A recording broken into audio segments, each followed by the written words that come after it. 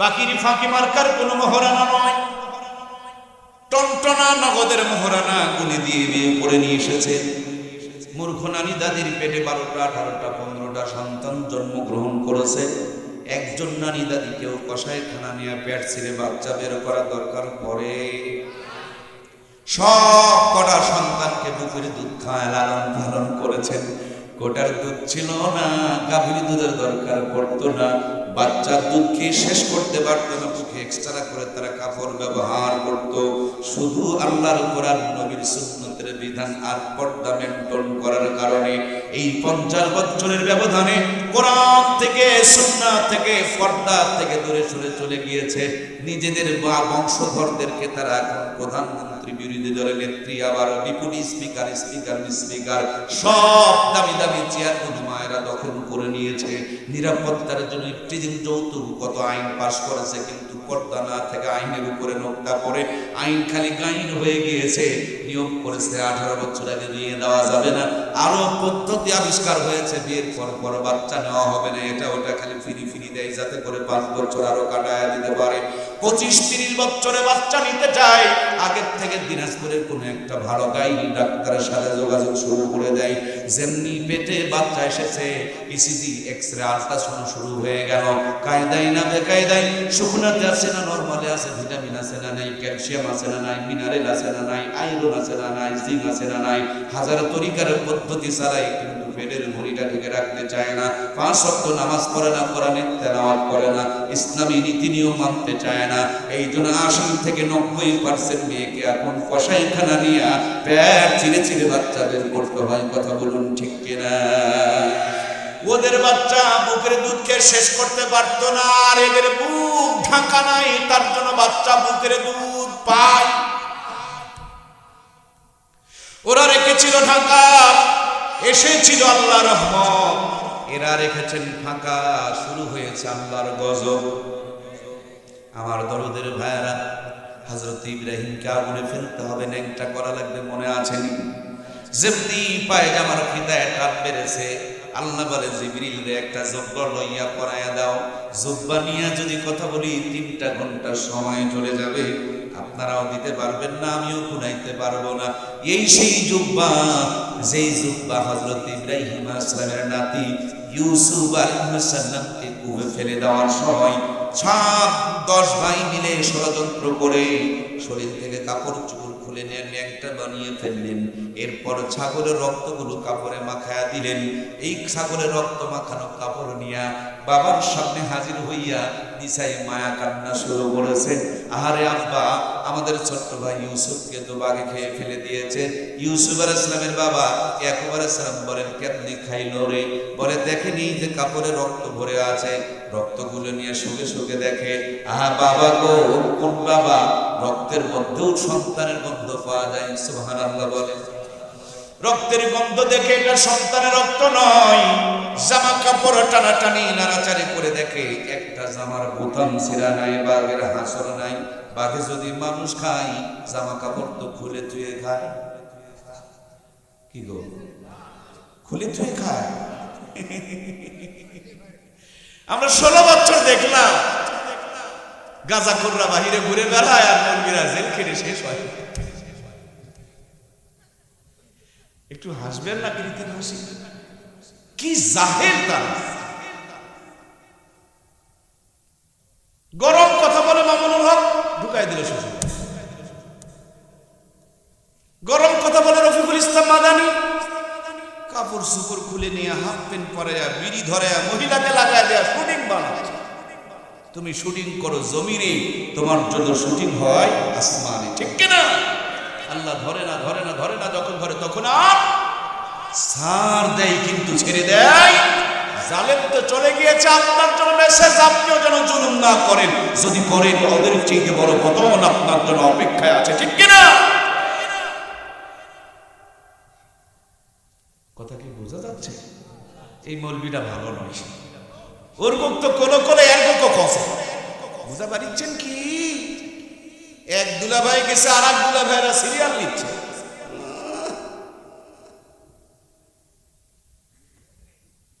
কষ্ট হচ্ছে। আল্লাহ আমাদেরকে কোরআনের পক্ষে কবুল করুক, বলুন আমিন। মদিনাতে একজন ব্যক্তি দাড়িওয়ালা, টুপিওয়ালা, জুব্বাওয়ালা ছিল, কপালে কালো দাগ ছিল, সেজদা সব করতো নবীর পিছনে।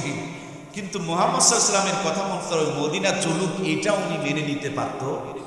এই মুহাম্মদের কথা কেন দেশ চলবে, মসজিদ চলবে, নামাজ চলবে, কিন্তু মুহাম্মদের কথায় দেশ চলুক এটা উনি মেনে নিতে পারতেন? লোকটির নাম আব্দুল্লাহ ইবনে উবাই ইবনে সুলুল। বলুন তো, ইমানদারের সর্দার না মুনাফিক?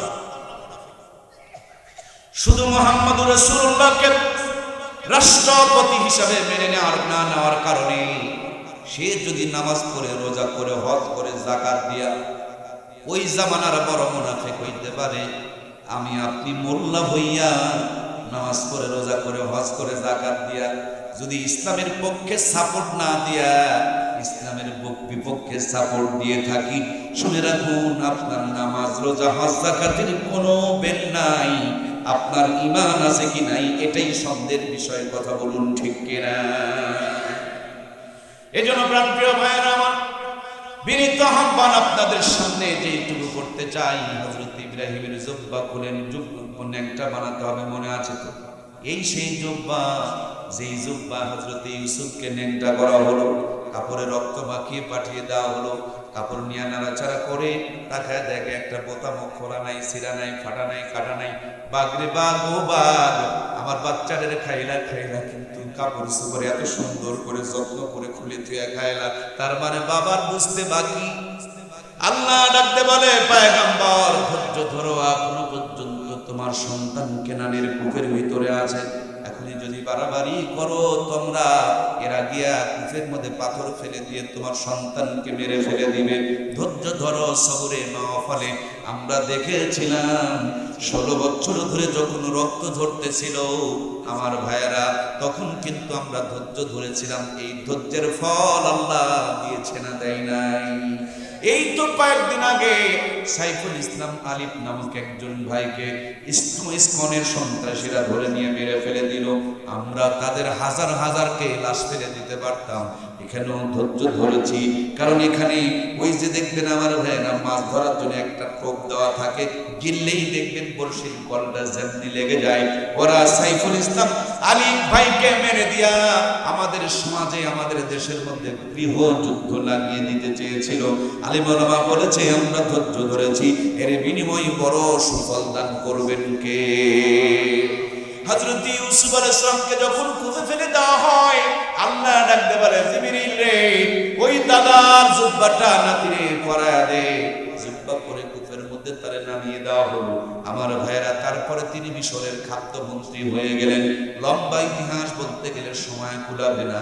10 ভাই যখন ত্রাণ নিতে গেলেন, এদেরকে বললেন, আব্বাই কেমন আছে? ওরা বলে, ইউসুফ রে, যা ভুল হয়েছে ভাই তুই আমাদেরকে মাফ করে দে। বলে, মাফ চেয়ে আমাকে ছোট করবেন না, আমি আগের থেকে আপনাদেরকে মাফ করে দিয়েছি, বলুন আব্বা কেমন আছে? 10 ভাই কেঁদে ফেলে দিলেন, ইউসুফ আজকে তুমি কত সুন্দর, তোমাকে দেখলে বাবা কত খুশি হতো, কিন্তু ইউসুফ রে, তোমার সুখে কাঁদতে কাঁদতে তো বাবাই কানা হয়ে গিয়েছে। হযরত ইউসুফ রুকরে কেঁদে উঠলেন, বগলের নিচ থেকে একটা জামা বের করে দিলেন, আর বললেন, আব্বাকে দিও, চোখের মধ্যে লাগাইতে বলে দিও। ফারতাদ্দা বাসীরা, কোরআন শরীফের আয়াত। আগে যেই পরিমাণ চোখে পাওয়ার আর জ্যোতি ছিল, এই কাপড় লাগানোর পর চোখের পাওয়ার আরো দ্বিগুণ সুন্দর হয়ে যাবে। এই সেই জুব্বা, জান্নাতের জুব্বা, যেই জুব্বার আলেমরা পরে, এই জুব্বার খাতিরও মাফ করে দিতে পারেন কে? আমার প্রাণপ্রিয় ভাইয়েরা, হযরত ইব্রাহিমকে ন্যাংটা করতে পারলো না, কিন্তু আমাদেরকে শয়তানের দলবল ছাড়লো। জামা কাপড় কেটে ছেটে, কি আজব কাপড়, পায়জামা কাটা, জামা কাটা, পিঠ কাটা, হাত কাটা, বুক কাটা, পাইলোটা কি রে বাবা? এতদিন খালি মেয়েরা কাটা ফাটা পড়তো, এখন দেখি ছেলেরাও ধরছে। কিরে ভাই, যুবকেরা কথা বলুন। প্যান্ট হাঁটুর মধ্যে ফাটা, যার প্যান্টের ফাটা যত বড়, তার প্যান্টের দাম নাকি তত বেশি। এই বোকা, তুই ফাটা টাকা দিয়ে দিলি রে, তোর টাকা নিবে? কন্যা নিবে? তোমার ফাটা টাকা ওই নিবে না, তুই ফাটা প্যান্ট কিনছিস কেন রে ভাই? কি জ্বালা করলাম, বলবোটা কি বলেন তো? হ্যাঁ, এদেরকে যদি মসজিদে নিয়ে যান অর্থ নামাজ হবে না পিছনে মুসল্লিদেরও নামাজ হবে না। প্যান্টের ফুট ছোট, পাশার থেকে অর্ধেক খুলেই আছে। ও যদি রুকু সেজদায় যায় কাপড় কি থাকবে? সব শেষ। আরে মরার পর জাহান্নাম নয়, ওই মরার আগেই জাহান্নাম দেখায়। পিছনের মুসল্লি সব নামাজ শেষ করে। খুলনা মাহফিলে গেছি, লম্বা সফর করতে পারবো না, ট্রেনে চলে গেছি। গোপালগঞ্জ নামছি, তো ওই বাংকারের মধ্যে থেকে ব্যাগ নিতেছি। আমার সাথে আরেকজন ভাই, তিনিও ব্যাগ নিচ্ছেন। কিন্তু ভদ্রলোক তো স্মার্ট ভদ্রলোক, প্যান্টের কুট নাই, যেমনি আনা চাপ পাশে ওপেনলি প্যান্টটা খুলে গেল। এলা বলে আবার স্মার্ট।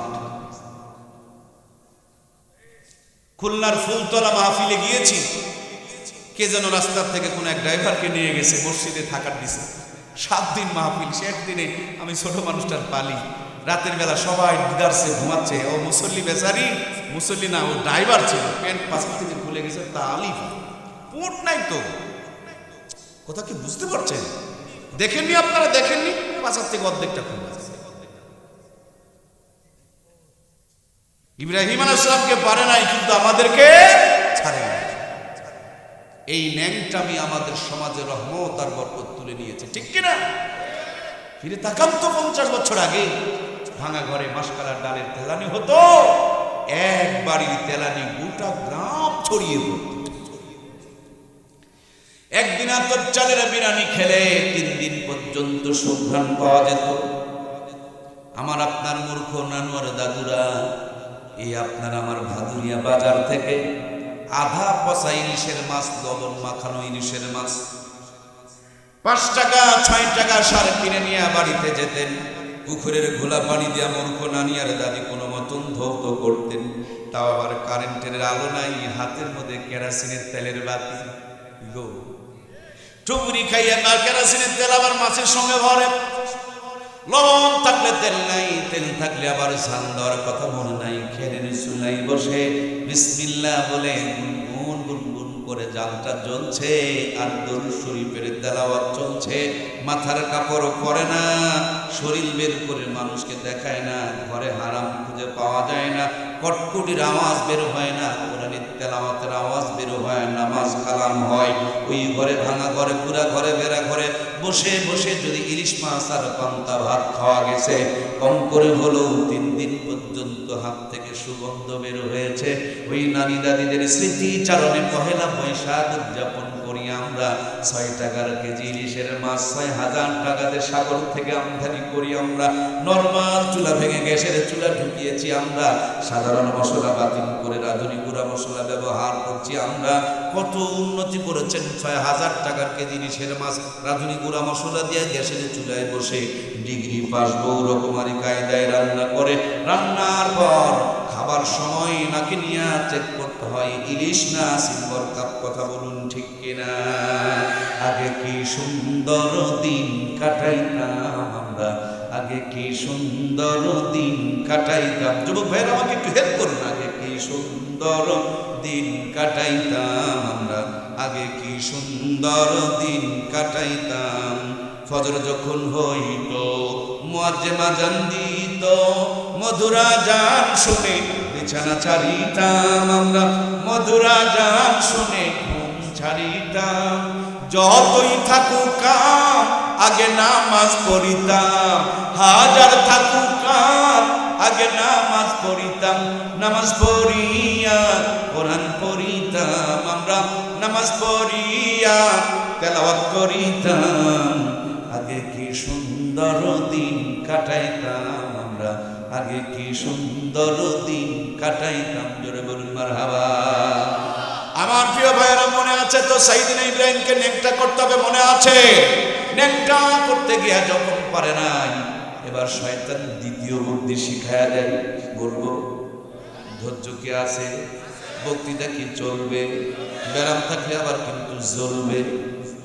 জ্বললে জ্বলন কি সহ্য করা যাবে? আল্লাহ এই জ্বলন জ্বলায়া জাহান্নামের জ্বলন থেকে যেন মুক্তি দিয়ে দেয়। বলুন আমিন। আমার প্রাণপ্রিয় ভাইয়েরা, শয়তান দ্বিতীয় বুদ্ধি শিখায়া দিলেন। হযরত ইব্রাহিমের চতুর্পাশে 40,000 নারী পুরুষকে জিনা ব্যভিচারে লাগায় দাও। যেখানে জিনা ব্যভিচার থাকে সেখানে আল্লাহ রহমত আর বরকত বিরাজ করতে পারে। চতুর্দিকে যখন 40,000 নারী পুরুষ জিনায় লিপ্ত হয়ে গেল, আল্লাহর পয়গম্বর একা হয়ে গেলেন, ফেরেশতাগুলো দূরে চলে গেল। তিনি আগুনের মধ্যে পড়তেছেন, খুব কান দিয়া মন দিয়ে কথাগুলো শুনবেন। শুনেছেন হযরত ইব্রাহিমের জিন্দেগি নিয়ে আলোচনা, কিন্তু আমার মতন গভীর গভীর তত্ত্বগুলো সবাই তুলে ধরে না। আমার প্রিয় ভাইয়েরা, হযরত ইব্রাহিম আগুনে পড়ছেন, জিবরাইল আলাইহিস সালাম চরকি টাটকা দিয়ে আল্লাহর হুকুম নিয়ে এসে হাজির হয়েছেন। পয়গম্বর আপনি অনুমতি দেন, টোটাল অগ্নিকুণ্ড পৃথিবীর ইতিহাস থেকে চিরতরে মুছে দেব। হযরত ইব্রাহিম বলেন, আমি তো ওই রবের ইবাদত করি যিনি বিপদে সুখে দুঃখে সব হালতে দেখে, কোনো মাধ্যম দিয়ে সাহায্য চাই না, আমি ডাইরেক্টলি আমার আল্লাহর সাহায্য চাই। কেবল আগুনের তাপে হযরত ইব্রাহিমের পশমের আগানগুলো বেঁকা হয়ে এসেছে, তার আগেই আমার আল্লাহ তাআলার কুদরতি করে যায় জোশ এসে গিয়েছে। মানুষের ধৈর্য যেখানে শেষ, আল্লাহর রহমত সেখান থেকে শুরু। ওনার ক্ষমতা যেখানে শেষ, আল্লাহর রহমত সেখান থেকে চালু হয়ে গিয়েছে। আমার আল্লাহ তাআলা পবিত্র কুরআনুল কারীমের মধ্যে সুন্দর করে ইরশাদ করে বলেন, কুল্লা ইয়া নারু কুনি বারদাও ওয়া সালামান আলা ইব্রাহিম। আকে লুৎফে খেশরাগি জাহারে কর্দ বাখলিলাস নারে না গুলজারে কর্দ সুয়ে উখস মিকে তেরাম দা খতা বাশায়ে কার উসকে ফায়াত সাখতা আকে আদা রাবে দরিয়া দর খুশিদ না করা আজ সঙ্গে তারা বর খুশিদ সোয়ে নায়াত কাদের কাইয়ুমে কর্দ দর উফে দা উদে আ মুমে কর্দ। জোরে বলুন মারহাবা। যেমনি আগুনের ভিতরে পড়েছে, আল্লাহ ডাকতে বলে, আগুন রে আমার বন্ধুর জন্য এয়ার কন্ডিশন নিয়ে এসির মতন শান্তিদায়ক হয়ে যাও, এমন ঠান্ডা হয়েও না আমার বন্ধুর কষ্ট হবে, আবার গরম থাকিও না আমার বন্ধু ঘেমে যাবে। সর্বপ্রথম দুনিয়াতে যিনি এসির মধ্যে থেকেছেন তিনি হলেন সাইয়্যিদিনা হযরত ইব্রাহিম। বিজ্ঞান যেই থিমের উপরে এসি তৈরি করেছেন, এটাই ছিল ইব্রাহিম আলাইহিস সালামের সেই অগ্নিকুণ্ডের থিম। এই থিমকে কাজে লাগায়া আমার ভাইরা এয়ার কন্ডিশনার এসির আবিষ্কার হয়েছে। প্রত্যেকটা সৃষ্টি ইসলামী দর্শন থেকে হয়েছে। জোরে বলুন সুবহানাল্লাহ।